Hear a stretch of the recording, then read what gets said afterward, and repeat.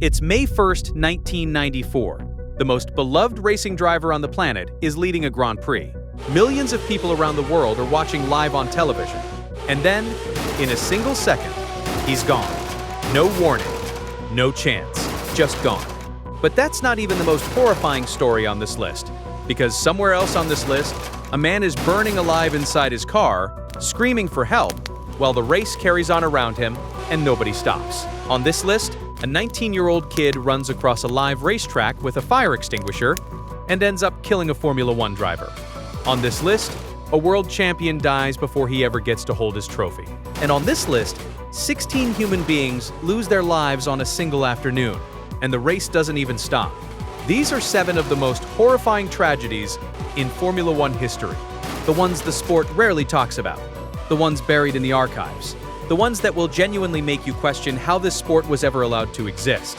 And by the end of this video, I promise you, you will never look at Formula One the same way again. Let's get into it. Number 7. September 10th, 1961. Monza, Italy. The home of speed, and the site of the single deadliest afternoon in Formula One history. Now, to understand why this story hits different, you have to understand who Wolfgang von Trips was. The man was a German count, literally. His full name was Wolfgang Alexander Albert Eduard Maximilian Reichsgraf Berge von Trips, a German nobleman who had turned himself into one of the most gifted racing drivers of his generation. He drove for Ferrari.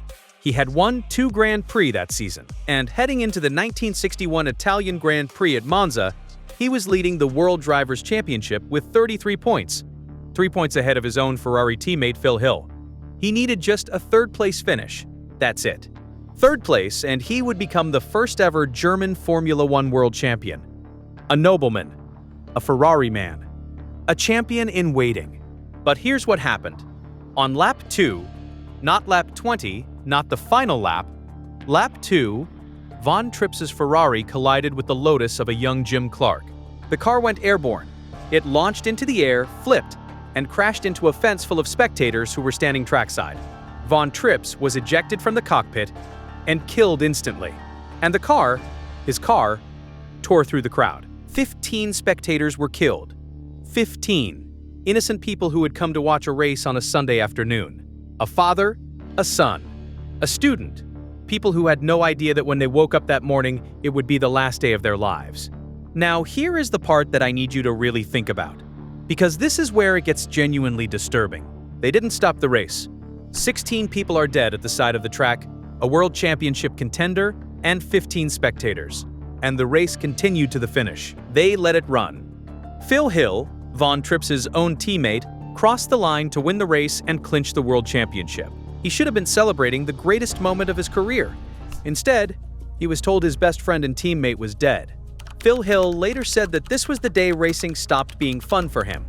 He won the championship in the most haunted, hollow moment in the history of the sport. And the spectators who were killed?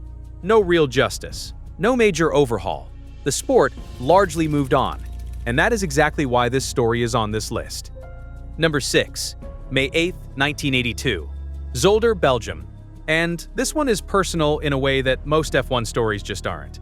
Because the man at the center of this story, Gilles Villeneuve, didn't just die in a crash. He died because of a feud. He was burning with rage. And that rage put him in the exact position that cost him everything. Now, Gilles Villeneuve was special. Not just fast, special. The kind of driver who would run wheel-to-wheel at 180 miles per hour with a smile on his face. His legendary duel with René Arnoux at the 1979 French Grand Prix, where the two of them traded paint and nearly collided a dozen times fighting for 2nd place, remains one of the most electric moments in the history of the sport. He was fearless. He was electric. And in 1982, he was on the verge of challenging for the World Championship with a Ferrari that was finally good enough to do it. But 2 weeks before the Belgian Grand Prix, at Imola, his Ferrari teammate Didier Pironi ignored team orders and stole a victory that should have belonged to Gilles. They were supposed to hold position at the end of the race. Pironi overtook him on the final lap. And for Gilles Villeneuve, who operated on a code of honor, that was unforgivable. Friends who saw him in the days after said they had never seen him so consumed by anger. He vowed he would never speak to Pironi again. And when he arrived in Belgium for qualifying, only one thing was on his mind: go faster than Pironi. no matter what. That obsession cost him his life. On May 8, 1982, during a qualifying session, Villeneuve's Ferrari came up behind Jochen Mass's March at high speed. Mass saw him coming and pulled to the side to let him pass, but Villeneuve moved in the same direction at the exact same moment. Their cars collided, the Ferrari went airborne, somersaulted through the air, and tore apart on impact. Gilles Villeneuve was thrown from the car and into the catch fencing.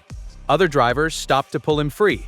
He was already blue in the face, not breathing. He had suffered a fracture of the neck.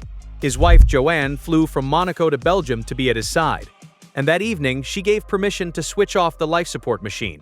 He died at 9:12 p.m. He was 32 years old. His son Jacques would go on to win the Formula One World Championship in 1997, and the Grand Prix circuit in Montreal, the city that loved him most, still bears his name today. Number 5. July 29, 1973. Zandvoort, the Netherlands. And I want you to brace yourself for this one, because this is not just a story about a driver dying in a crash. This is a story about a man, a friend, who watched it happen, who ran across a live racetrack into a burning car, who begged for help that never came, and who spent the rest of his life haunted by the fact that he couldn't save his friend. His name was David Purley, and what he did on lap 8 of the 1973 Dutch Grand Prix was one of the bravest and most heartbreaking things this sport has ever witnessed. Roger Williamson was 25 years old. This was only his second Formula One race. He was a hugely promising British driver, funded by a businessman named Tom Wheatcroft who believed in him completely. And on lap 8, something failed on Williamson's car. A tire? The suspension? Nobody is entirely sure. His car slammed into a barrier, launched into the air, landed upside down on the track, and ruptured the fuel tank. Fire started immediately, and Roger Williamson was trapped inside the burning inverted car. He was not seriously injured from the impact. He was conscious, he was alive, but he could not get out. And the race was still going. Cars were flying past at full speed. The marshals stationed at that corner were not wearing fireproof clothing. They were in shirts and jackets. They had one fire extinguisher between them, and they did not go to the car. David Purley was racing directly behind Williamson when it happened. He saw the crash, he immediately pulled his car over, climbed out, and ran across the live racetrack toward the fire. He grabbed the only fire extinguisher from a marshal. He tried to flip the car upright by himself, a car that weighs hundreds of kilograms, because he could hear Roger Williamson screaming underneath it. He later said Williamson was shouting, "For God's sake, David, get me out of here." Purley fought alone. He waved at every car that passed to stop and help. Nobody stopped. Most drivers thought Purley was the one who had crashed, that the burning car was empty. And so they kept racing. Some spectators, horrified at what they were seeing, tried to climb the fences to help him. Security guards with dogs pushed them back. The fire truck arrived 8 minutes later. By then, Roger Williamson had died from inhaling hot gases. He was 25 years old. He had competed in 2 Formula One Grands Prix and finished neither of them. David Purley was awarded the George Medal, one of Britain's highest civilian honors for bravery, for what he did that afternoon. But Purley remained bitter for the rest of his life. Bitter at the marshals, bitter at the other drivers, bitter at a sport that let his friend burn to death while everyone watched. Number 4. September 5, 1970. Monza, Italy. And this one carries a weight that is genuinely unlike anything else in the history of motorsport. Because Jochen Rindt didn't just die in a crash. Jochen Rindt died as a world championship leader. And then, weeks later, with the season not yet finished, he was crowned world champion anyway, the only posthumous world champion in the history of Formula One, a title claimed by a dead man, a trophy nobody could hand over. Rindt was Austrian. He was one of the fastest, most charismatic, most breathtakingly exciting drivers of his era. He drove sideways, he drove on opposite lock when other drivers played it safe. He was the kind of driver who made people stand up. And in 1970, driving for Lotus, he was having the season of his life. Winning 5 of the first 9 races, he was running away with the championship. But here's the thing about Jochen Rindt. He knew how dangerous it was. He knew the Lotus he was driving was fast but fragile. He had said publicly, "At Lotus, I can either be world champion or die." He achieved both. On September 5, 1970, during practice for the Italian Grand Prix at Monza, Rindt's Lotus plowed into a guardrail at the Parabolica corner. Nobody is entirely certain why. It may have been a brake shaft failure. Jochen Rindt refused to wear the crotch strap of his safety harness. He thought it was uncomfortable. And when the front of his Lotus was torn completely away by the crash, the centrifugal force pulled his body downward underneath the car. The lap belt, the only strap he was wearing, tightened around his chest and neck. He died from the injuries to his aorta and thorax. He was strangled by his own seatbelt. One of the first people to reach the scene was his close friend and business manager, a young man named Bernie Ecclestone, the man who would later go on to run the entire sport for decades. Bernie Ecclestone arrived at the wreckage of Jochen Rindt's Lotus and walked away with only two things: a battered helmet and a single shoe that had been thrown some distance from the car. Rindt died before he was ever told he was champion. 4 races remained in the season. His closest rival, Jackie Ickx, won 2 of them. But he could not close the gap, and on October 4, 1970, Jochen Rindt was officially declared the 1970 Formula One World Champion, a man who had been dead for a month, a title that meant everything and could be given to no one. Number 3, 1977, Kyalami, South Africa.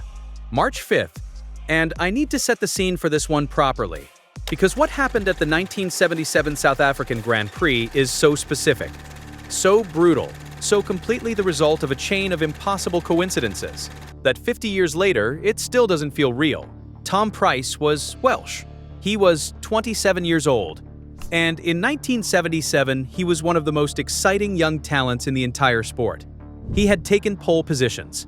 He had finished on the podium. He had put his underfunded shadow car in places it had absolutely no business being. There were serious conversations happening about whether he might move to Lotus the following year, alongside the great Mario Andretti, a front-running seat, a real car, a real shot at the championship. Tom Pryce was on the verge of something enormous. Now on lap 22 of the South African Grand Prix, his teammate Renzo Zorzi pulled his car to the side of the main straight. Fuel meter failure. A small fire started in the engine. Now Zorzi was in no real danger. He was already climbing out of the car. But 2 marshals, positioned on the opposite side of the track, saw the smoke, and they made a decision that would end 2 lives. They ran across the track, not during a safety car, not during a red flag, during a live Formula One race, with cars traveling at 170 miles per hour. One of them was 19 years old. His name was Frederik Jansen van Vuuren, and he was carrying a 40-pound fire extinguisher. Here is the geometry of what happened. The Kyalami main straight ran uphill before cresting a rise and running back downhill. Zorzi's car had stopped just beyond the crest of that hill, so Tom Pryce, coming down the straight at 170 miles per hour, could not see the marshals until he was on top of them. Hans-Joachim Stuck was directly ahead of Pryce. Stuck caught a glimpse of the marshals at the absolute last moment and swerved, missing them by inches. Pryce had no time to react at all. His car hit Frederik Jansen van Vuuren at 170 miles per hour. The 19-year-old marshal was killed instantly, and the 40-pound fire extinguisher he had been carrying flew off the impact and struck Tom Pryce directly in the face. At 170 miles per hour, the force of it ripped his helmet from his head. It pulled the chin strap into his throat. It almost decapitated him. Tom Pryce was killed instantly. But here is the part that haunts people. His car kept going. With Pryce dead in the cockpit, his shadow carried on down the track before eventually crashing into the barriers. The man who eventually won that race, Niki Lauda, drove past the wreckage. The commentators didn't know what had happened. The crowd didn't know what had happened. And the fire extinguisher, the object that killed a Formula One driver, had enough energy left after the impact to knock the roll bar off the shadow car, fly over the grandstand, and land in a car park on the other side. 2 lives, gone in a fraction of a second, because a small fire that put nobody in danger prompted 2 men to run across a live racetrack. After Tom Pryce died, F1 mandated that marshals could no longer cross a live track without explicit permission from race control. They mandated FIA-approved helmets for all drivers. They overhauled marshal training. Every single rule that came from that day was written in the memory of a 27-year-old Welshman and a 19-year-old kid who was just trying to do his job. Number 2, 1982. Belgian Grand Prix qualifying. And wait, we already covered Gilles Villeneuve at Zolder in 1982. But what I haven't told you yet is that this story gets even darker, because 1982 was the most brutal year in a brutal era, and it did not end with Villeneuve. Actually, let me correct myself, We're moving to number 2, and that is the weekend that killed the sport as people knew it. May 1st, 1994. Imola, Italy. The San Marino Grand Prix. And I already teased this at the very start of this video. This was supposed to be a normal race weekend, but it became the darkest 72 hours in the history of Formula One. Not one death. 2 in 2 days. And the world watched both of them happen live on television. Friday.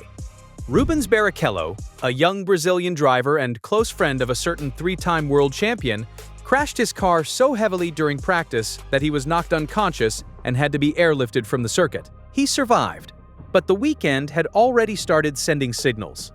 Saturday. Qualifying. A 33-year-old Austrian driver named Roland Ratzenberger was attempting to improve his lap time when the front wing of his Simtek car failed at high speed. His car hit the wall at over 300 kilometers per hour. He was killed instantly. It was the first driver fatality during a Formula One race weekend in 12 years. The sport was in shock. And one driver in particular took it harder than anyone. Ayrton Senna, the 3-time world champion, the greatest driver of his generation, drove to the scene of Ratzenberger's accident and sat there alone for a long time. He was reportedly in tears. Those who knew him said he was devastated in a way they had never seen before. Sunday. Race day. Ayrton Senna, arguably the greatest Formula One driver who ever lived, lined up on pole position. Before the race, he had placed an Austrian flag in his cockpit, planning to wave it from the winner's circle for Roland Ratzenberger, a tribute from one racer to another, a gesture of humanity in the most brutal sport on Earth. The race started. There was an immediate crash at the start. The safety car was deployed, and here is where the technical detail matters, because it matters enormously. In 1994, the safety car was a road car.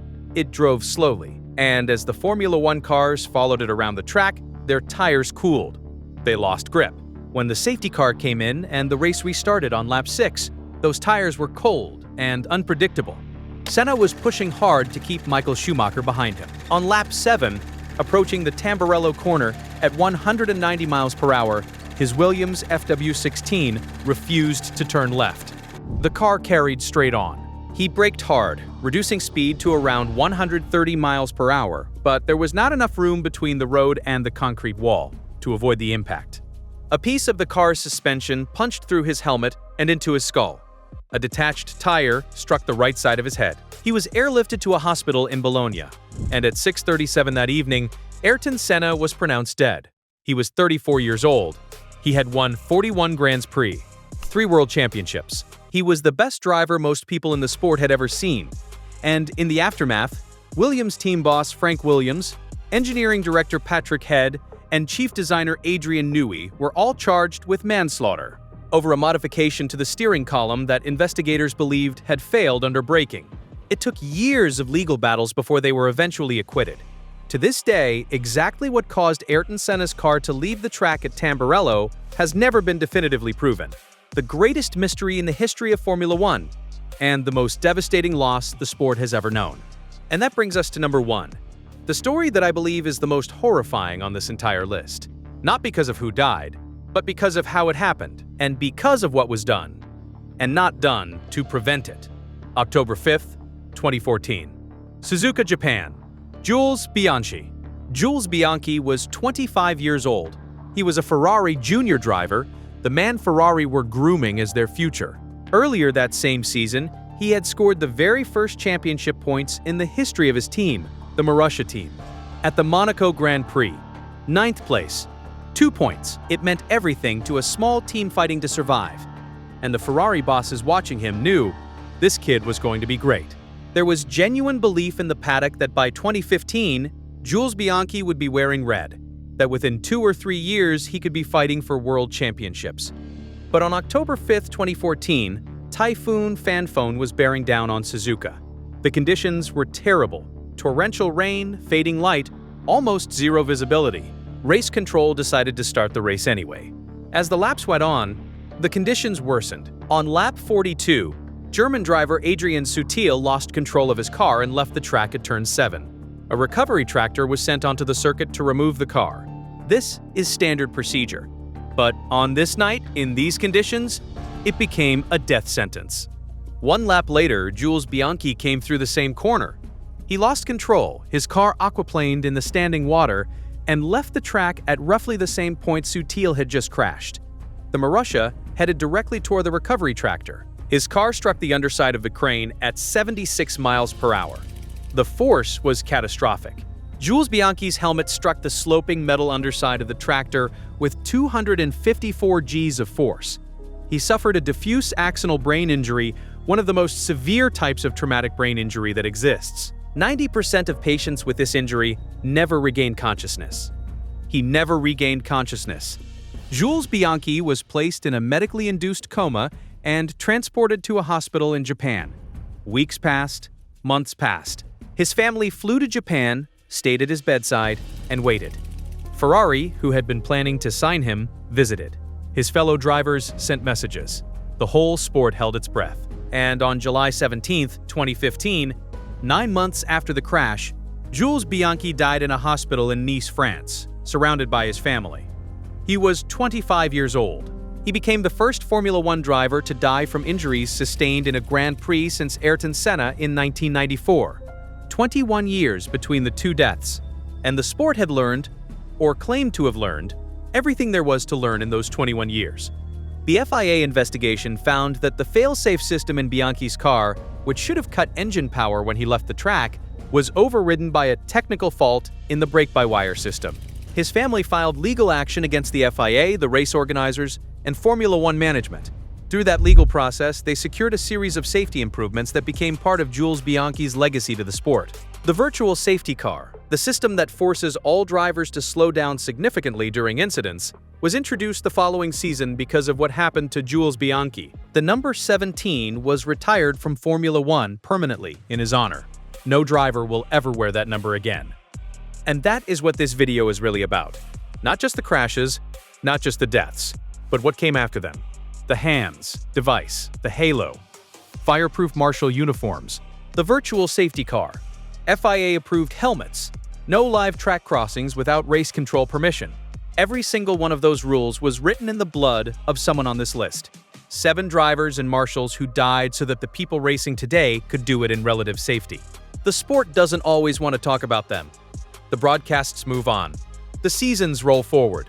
New champions are crowned. But Tom Price is still 27 years old standing at the crest of a hill in South Africa. Roger Williamson is still screaming underneath a burning car in Zandvoort. Jules Bianchi is still 25 years old in a hospital in Nice. And the least we can do, the absolute least, is remember them. If this video meant something to you, if you learned something, if one of these stories hit you in a way you weren't expecting, smash that like button. Subscribe if you want more stories like this. And drop a comment below. Which one of these tragedies hit you the hardest? I want to know. I'll catch you in the next one.